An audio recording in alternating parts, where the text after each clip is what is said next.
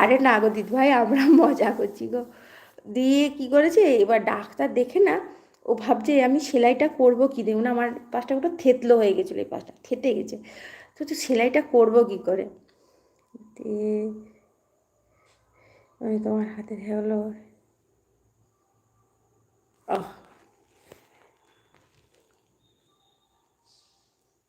দেখো ল,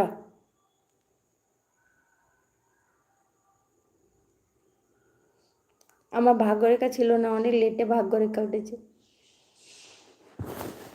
দিয়ে তারপরে তোমার যখন থেতো করছে সেলাই করবে, দিয়ে আমার মাকে বলছে কি মাসিমা আপনি ওদিকে চলে যান, আপনার দেখে ভয় লাগবে।